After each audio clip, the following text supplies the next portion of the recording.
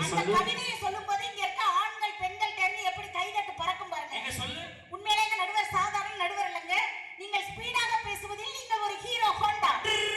ஜில்லுன்னு பேசுவதில் நீங்கள் ஒரு ஜிகர் தண்டா. ஜிகர் தண்டா. தாகம் தணிப்பதில் நீங்கள் ஒரு ஃபேண்டா. ஃபேண்டா. உங்களை போல் நடுவர் இந்த தமிழ்நாட்டுல உண்டா? உண்டா.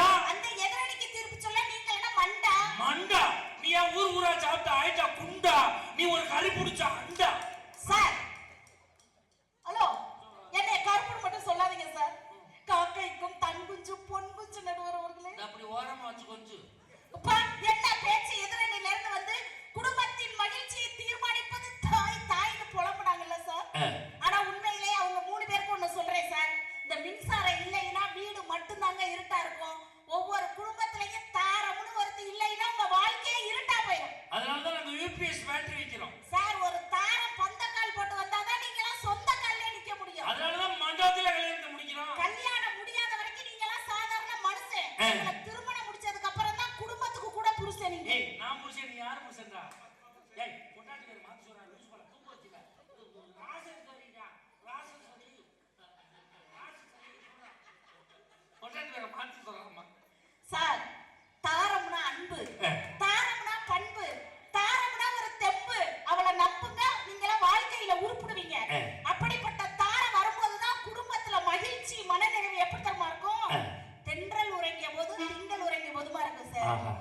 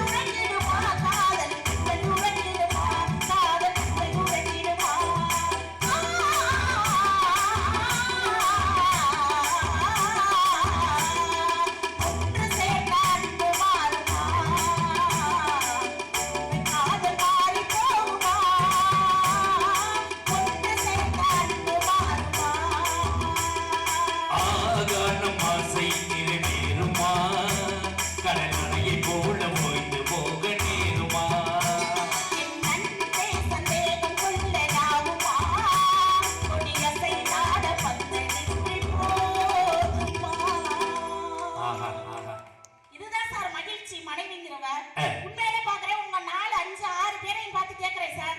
உங்க மனைவிய அடுத்தவங்க யாராவது உங்க மனைவி என்ன பண்றாங்கன்னு கேட்டா எல்லா புருஷமார்களும் என்ன சொல்லுவீங்க? என் மனைவி வீட்டுல சும்மாதான் இருக்கா அப்படிவீங்க. ஆனா உண்மையிலே அப்படி சொல்லாதீங்க சார்.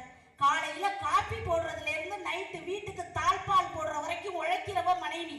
கண்டிப்பா. நாள என் பொண்டாட்டி என்ன பண்ணான்னு கேட்டா சும்மா இருக்கான்னு சொல்லவே மாட்டேன். அவ அப்படி பெருமையா நினைப்பேன். சும்மாலாம் இருக்க மாட்டான். எவ குடும்பத்தையா கிளப்பி விட்டுக்கிட்டே இருப்பான்.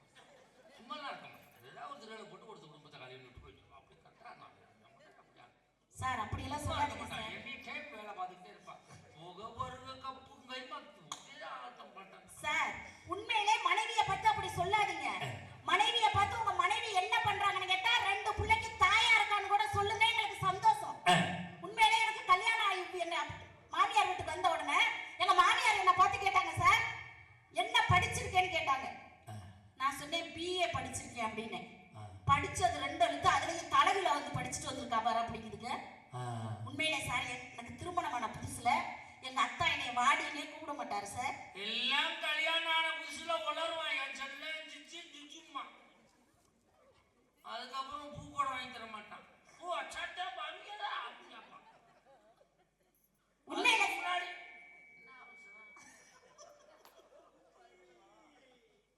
ஊருக்கு வாயான்னா வரமாட்டான்.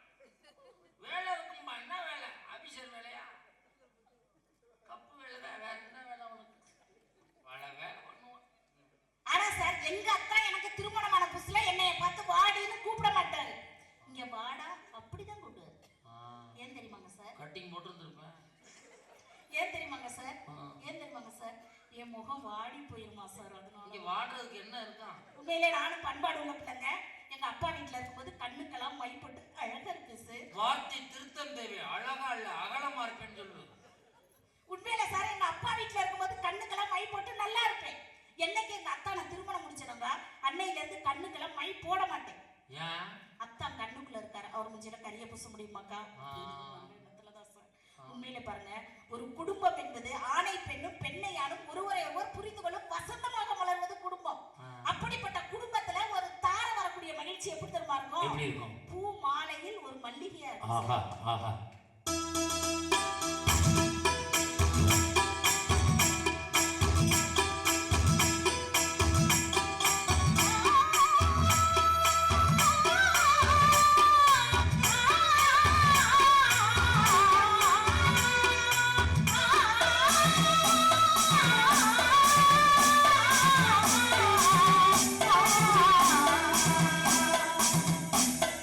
பூமாலை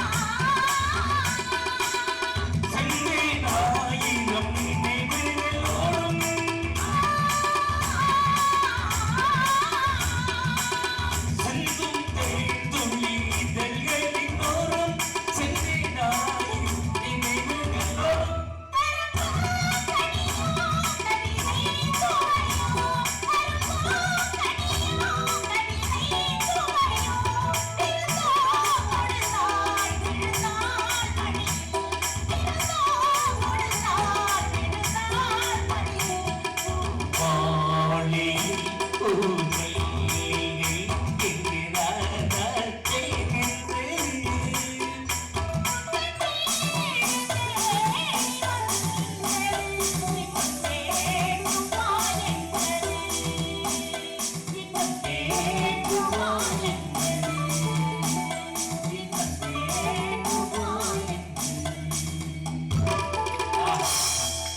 நல்ல ஒரு கைதட்டு கொடுங்கள் பாப்போம்.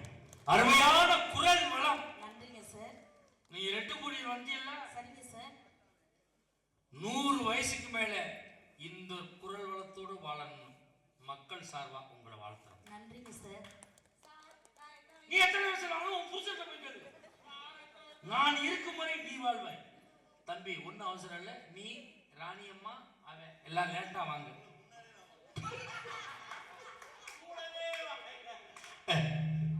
சார் இங்க பாருங்க, எங்க பெண்கள்லாம் எவ்வளவு அழகா மகாலட்சுமி மாதிரி இருக்காங்க. இவ்வளவு தூரத்துல உனக்கு கண்ணு நல்லாவா தெரியுது? ஏன் எனக்கு என்ன மாலை கண்ணோயாக்கும்? உனக்கு பகல்லே பசுமாடு தெரியாத? உண்மையிலே சார், அப்படி நாங்க மனைவிமார்கள்லாம் அழகா மேட்சுக்கு மேட்சா ட்ரெஸ் போட்டுக்குவோம். ஏன் தெரியுமா மனைவிமார்கள் நாங்கெல்லாம் மேட்சுக்கு மேட்சா ட்ரெஸ் போட்டுக்குவோம்? கட்டுன புருஷன் தான் எங்களுக்கு மேட்சா இல்ல போட்டுக்கிற ட்ரெஸ் சார் அது கொஞ்சம் மேட்சா இருக்கட்டும் என்னதான் சார். நாங்க ஆம்பளை ஏன் தெரியுமா மேட்சா ட்ரெஸ் போடுறது இல்ல, ஏன் கட்டுறதும் மேட்சா இல்ல கட்டிக்கிறதும் மேட்சா இல்லன்னு போயிட்டே இருப்போம். உண்மையிலே அவங்க 3 பேரும் எவ்வளவு பேச்சு பேசுனாங்க, மனைவியை பத்தி எவ்வளவு குறை சொன்னாங்க. அவங்க எல்லாம் மனைவியை பார்த்து வீட்டுல ஒரு நாளைக்கு எத்தனை டீ சார் போட்டு கூப்பிடுறாங்க. காலையில தூங்கி எந்திரிச்சதுல இருந்து சாயந்தரம் வரைக்கும் ஏய் பேஸ்ட் கொண்டாடி, பிரஸ் கொண்டாடி, துண்டு கொண்டாடி, இட்லி கொண்டாடி, சட்னி கொண்டாடி எத்தனை டீ போடுறாங்க. என்னைக்காவது எங்க மனைவி மகள் தான் நான் காப்பி உன் புருஷன்ட்ட போய் சொல்லு. அப்படி சொன்னமா சார்? சொல்லிவிட்டியா? நான் பதில் பப்பர பேன் போத்தறிஞ்சனே. உண்மையிலங்க சார் பாலையும் தண்ணியும் பிரிக்க முடியுமா சார்? பிரிக்க முடியாது. உண்மையிலே பிரிக்க முடியாதுல்ல. அதே மாதிரி கணவன் மனைவி உறவையும் பிரிக்க முடியாது சார். ஆமாம்மா, இடையில எல்லாம் ஆளு விட்டா தான் பிரிக்க முடியும். உண்மையிலே சார் பால்ல தண்ணி விட்டு காய வைப்போம் பாத்தீங்களா? அப்படி காய வைக்கும் போது அந்த பால் பொங்கும். அப்படி பொங்கும் போது ஒரு தண்ணி எடுத்து அப்படி தெளிச்சா தான் அந்த பால் அடங்கும். இது மாதிரி கணவன் மனைவிக்கு கோபம் வரும்போது கணவன்லாம் அடங்கி போயிடணும். அப்ப குடும்பம் சிறப்பா இருக்கும். இப்ப புருஷன் பால், ஆமா, புருஷன் பொங்கும் போது இந்த பொண்டாட்டிங்கிற தண்ணியை தெளிச்சா தலையில அடிச்சா புருஷங்கிற பால் அமைஞ்சிடும். ஆமா, கொதிக்கும் போது ஆவி பறக்கும் பாது. ஆமா சார். அதான் உன் மாமா மாமியா உன்னை கட்டி வச்சவங்க அவங்க ஆவி போய்கிட்டே இருக்கும் சார். குழந்தை யார் தெரியுமா? அவர் தான் சிம்பிள வைக்கிறவர் சார். நிலையான அன்புக்கு பிரிவில்லை சார். ஆமாம்மா. சொல்லாத சொல்லுக்கு அர்த்தம் இல்லை. நேசம். தேடும் பாசத்துக்கு தோல்வி இல்லை. உண்மையான குடும்ப உறவுகளுக்கு ஒரு தாரம் வரக்கூடிய வாழ்க்கை எப்படி தெரியுமா இருக்கும்? பால் வண்ணம் பருவங்கண்டு மாதிரி இருக்கும் சார்.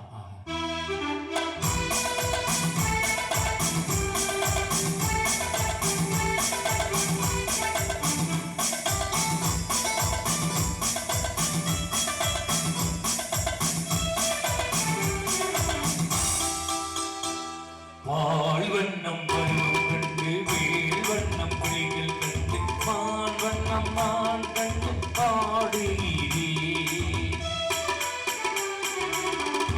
வண்ணம் அங்கே கண்டு கை வண்ணம் இங்கே கண்டு பெண் வண்ணம் போய் கொண்டு வாடுகிறே.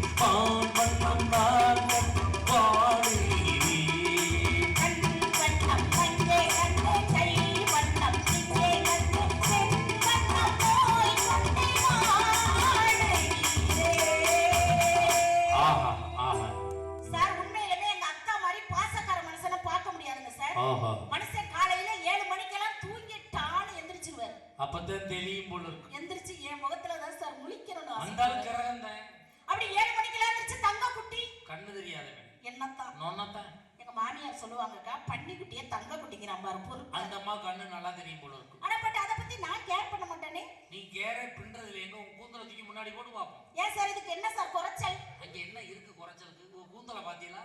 பொங்கலுக்கு வெள்ளை அடிக்கிற கட்டை பிரஸ் மாதிரியே இருக்கு. அது பிசுறு அடிச்சு போய் கிடக்கு.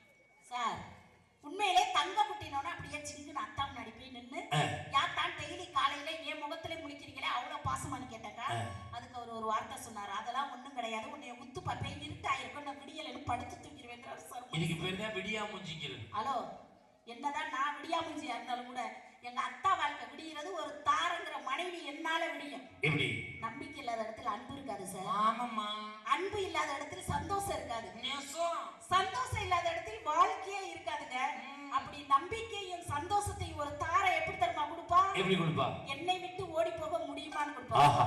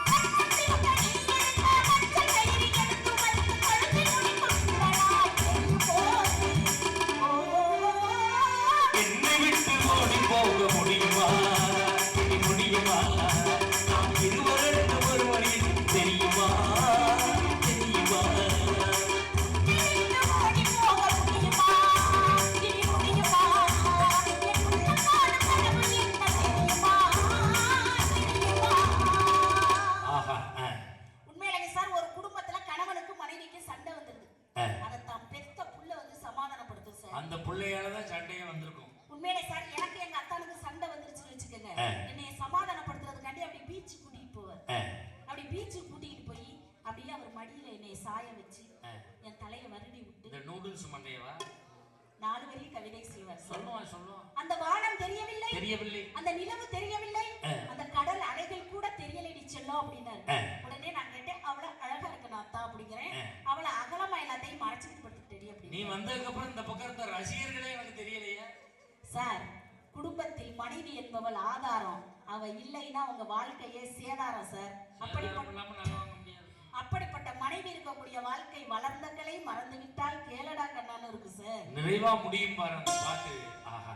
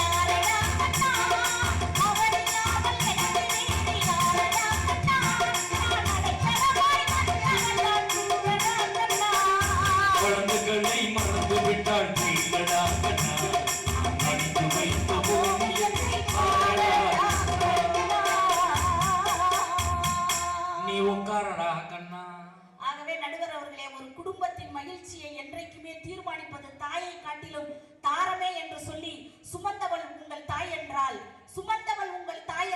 உங்களை கடைசி வரை சுமப்பவள் மனைவி.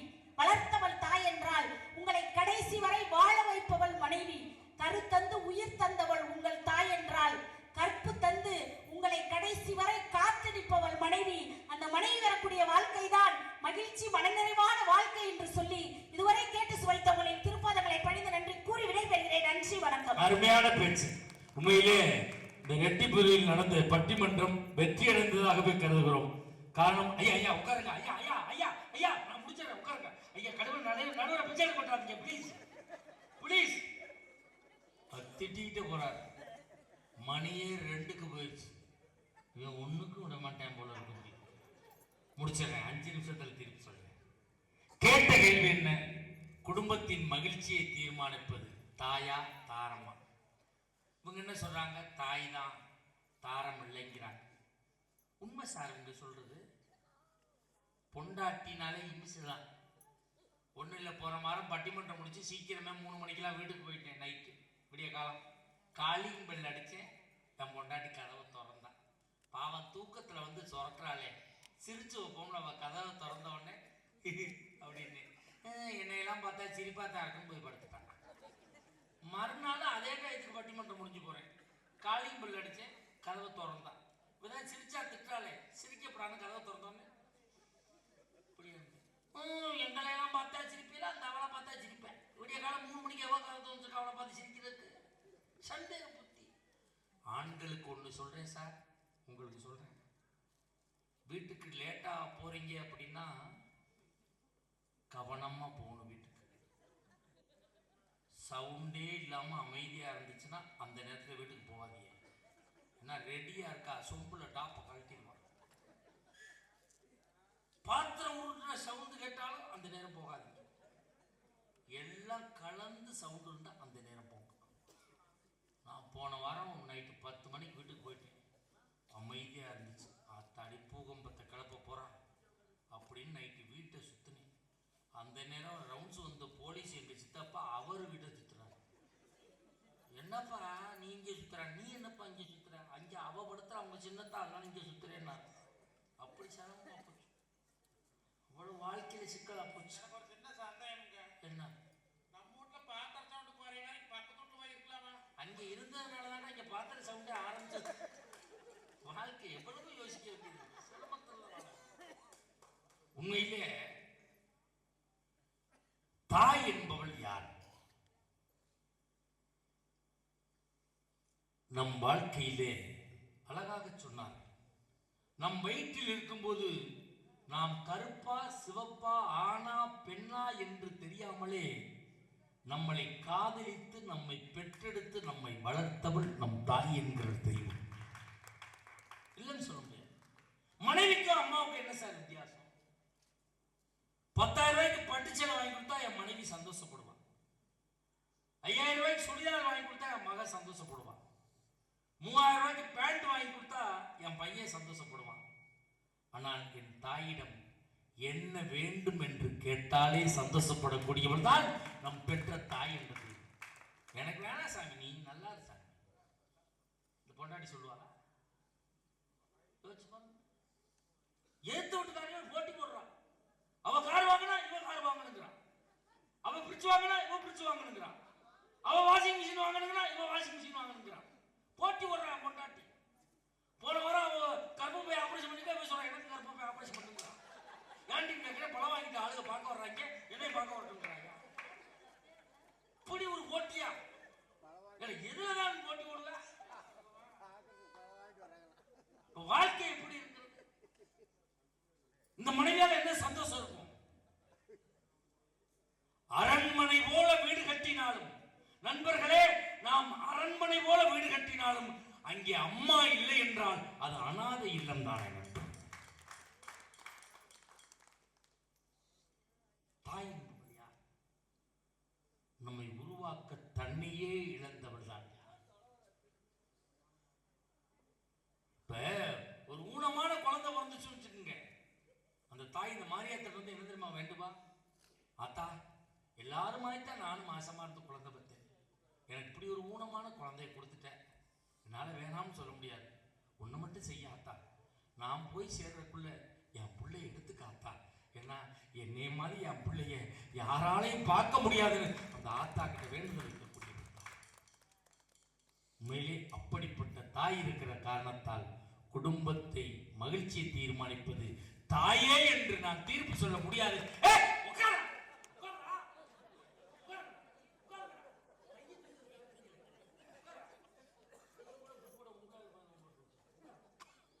அவ தாரம்னா என்னன்னு பார்க்கணும்.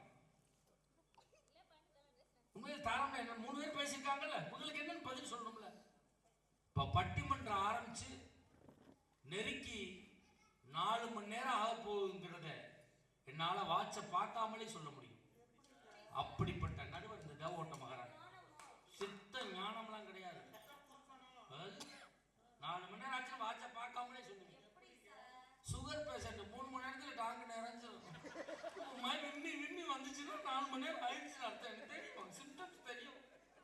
இவங்க எல்லாம் அவசர ஆத்திரமே எந்திரிச்சு போயிட்டு வந்துடுறாங்க. ஒன்றும் முடியாது.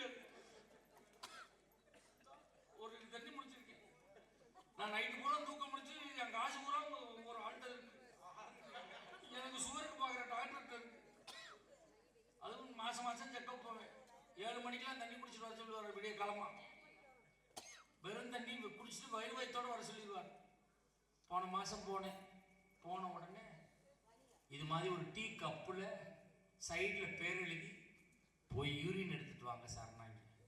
நான் பாத்ரூம்ல போய் யூரின் எடுத்து சன்னல்ல வச்சுக்கிட்டு எல்லாத்தையும் முடிச்சுட்டு கதவை திறந்துட்டு கப்பு எடுக்கிறேன். கப்பு ஓட்டையா இருந்திருக்கியா, பூரா ஒளிவிச்சு. திருப்பி 3 மணி நேரம் தண்ணியை குடிச்சிட்டு உட்காந்துருக்கேன். எப்போ வருவேன் எப்போ வருவேன். நான் பரவாயில்ல, புதுசா ஒருத்தன் டெஸ்ட் பண்ண வந்திருப்பான் போல, அவன்கிட்ட கப்பை கொடுத்துட்டாங்க. அவன் அங்கேருந்து தழும்ப குடிச்சுட்டான். ஏன்னா நான் நிறுத்து பார்த்தா நான் டெஸ்ட் சொல்ல போறேன். 4 சொட்டு போதும், நான் எடுத்து பார்த்து சொல்லிட்டு போறேன். இவனை கூட்டிட்டு போனேன். நான் பார்க்குற டாக்டர்கிட்ட நீனும் பாடுறான். ஆளை பார்த்தோன்னே nurse 2 litre Mirinda empty bottle குடிச்சிட்டு போய் குடிச்சிட்டு வாங்க. அவன் அங்கேருந்து கத்துறான், நர்ஸு நுறந்து எவ்வளவு சிக்கலா சார் வாழ்றான். இந்த கொண்டாடி வந்ததுக்கப்புறம் எவ்வளவு சிக்கல் யோசிச்சு பாருங்க. சிரிக்காத வலிக்க முடியாது. உண்மையிலே நண்பர்களே, நாங்கள் நிறைய மனைவியை கேலி செய்தோம், கிண்டல் செய்தோம், அது நகைச்சுவைக்காக. உண்மையிலே மனைவி என்ற ஒரு பெண் வீட்டில் இருக்க வரைக்கும் தான் என்ன சாப்பிடலான்னு யோசிக்க தோணும். இந்த மனைவி போய் சேர்ந்துட்டான்னு வச்சுக்கோங்க, எங்கே சாப்பிடலான்னு தான் சார் யோசிக்க தோணும். அந்த மனைவி இருக்க வரைக்கும் தான் வீட்டில் பாய், அந்த மனைவி போயிட்டான்னு வச்சுங்க திண்ணையில் தான் சார் பாய். மனைவியினுடைய அருமையை யார்கிட்ட கேட்கணும் தெரியுமா? வயதான காலத்திலே தன் மனைவியை இழந்து விட்டு ஒருவேளை சோற்றுக்காக ஒவ்வொரு மகன் வீடாக அலைகிறானே, அந்த தகப்பனை கேட்டு பாருங்கள், மனைவியுடைய அருமை என்னன்னு தெரியும். உண்மையிலே இப்போ மனைவிக்கு உடம்பு சரியில்லைன்னு வைங்க, நம்ம என்ன பண்ணுவோம்? 10 நாள் வைத்தியம் பார்ப்போம், 15 நாள் ட்ரீட்மெண்ட் பார்ப்போம். அதுக்கு மேலே அவள் அம்மாவுக்கு ஃபோன் பண்ணுவோம், உங்கள் மகளுக்கு முடியல, ஒன்று வந்து பாருங்கள், இல்லைன்னா கூட்டிகிட்டு போய் பாருங்கப்பா. இதை நம்ம செய்கிற வேலை. இதே நம்மளுக்கு உடம்பு சரியில்லைன்னு வைங்க, 1 மாதம் வைத்தியம் பார்ப்பா, 6 மாதம் வைத்தியம் பார்ப்பா. நம்ம படுக்க ஆகிட்டோம்னு வச்சுங்களேன், வந்து சொல்லுவா, கவலைப்படாதையா, என் பூவுக்கும் பொட்டுக்கு அடையாளமா நீ உசுரோடு இருந்தா போதும், உன்னை கடைசி வரை நான் பார்த்துக் கொள்கிறேன் என்று சொல்லக்கூடியவள் நாம் கட்டிய மனைவியாக மட்டும்தான் இருக்க முடியும். உண்மையில ஒரு தாய்க்கு 4 பையன் இருக்கான்னு வச்சுங்க, 4 பையனுக்கு கல்யாணம் பண்ணி கொடுத்துட்றா அந்த தாய். ஏதோ ஒரு கெட்ட நேரம் அதில் ஒரு பையன் இறந்து போயிடறான்னு வச்சுக்கோங்க, அந்த தாய் என்ன பண்ணுவா? 1 மாதம் வரைக்கும் எங்கேயும் போக மாட்டான், நல்லது கெட்டது எதுவும் போகாமல் வீட்டிலே இருப்பான். 1 மாதம் முடிச்ச உடனே அந்த தாய் அடுத்த மக வீட்டுக்கு போவா, அடுத்த மக வீட்டுக்கு போவா, கல்யாணத்துக்கு போய் நிற்பா, நல்லதுலாம் போய் நிற்பா. ஆனால் அந்த கணவனை பறிகொடுத்த அந்த மருமகள் எந்த நல்லதுக்கும் போக முடியாமல், எந்த சுபகாரியங்களுக்கும் போக முடியாமல் பின்னால் இருந்து கொண்டு அந்த குடும்பத்தை இயக்கி கொண்டிருக்கிறாளே, அந்த மனைவிக்கு இந்த சமூகம் என்ன பதில் சொல்ல போகிறோம்? கல்யாணத்துக்கு முன்னாடி பொண்டாட்டியோட குலதெய்வம் ஒன்னா இருக்கும், கல்யாணம் பண்ணி வந்த உடனே குலதெய்வம் ஒன்னா இருக்கும். நம்ம தாலி கட்டின உடனே அந்த குலதெய்வத்தை விட்டு நம் குலதெய்வத்தை வேண்டி நம் குலத்தை வாழ வைக்கிறாளே, அந்த தாரத்துக்கு இந்த சமூகம் என்ன பதில் சொல்ல போகிறோம்? உண்மையிலே நண்பர்களே, தாய் என்பவள் மதிக்கப்பட வேண்டியவள், நான் இல்லை என்று சொல்லவில்லை. தாய் என்பவள் நாம் வணங்கக்கூடிய தெய்வம். அந்த தாய் அந்த கருவறைக்குள்ளே இருக்க வேண்டியவள். நம் பெற்ற தாயை அந்த தெய்வத்தோடு தெய்வமாக கருவறையில் வைத்து வணங்க கடமைப்பட்டிருக்கிறோம். ஆனால் நாம் கட்டிய மனைவி நம் வாழ்க்கைக்கு கோவில் மேலே இருக்கிற கலசமாக வந்தவள், அவள் ஒளிவிட்டு கொண்டுதான் இருப்பாள். நம்ம பெற்ற தாய் நம்மளோட எவ்வளோ நாள் சார் இருப்பா? நம்ம ஒரு 40 வயசு ஆகிற வரைக்கும், நம்ம ஒரு 50 வயசு ஆகிற வரைக்கும் நம்ம தாய் நம்மளோட இருப்பாங்களா? அதுக்கப்புறம் அந்த தாய் போய் சேர்ந்துருவாங்க. ஆனால் கடைசி வரை நம் குடும்பத்தை தாங்கி செல்வது கட்டிய தாரம்தான் என்று தீர்ப்பளித்து வாய்ப்புக்கு நன்றி கூறி நிறைவு செய்கிறோம். நன்றி, வணக்கம்.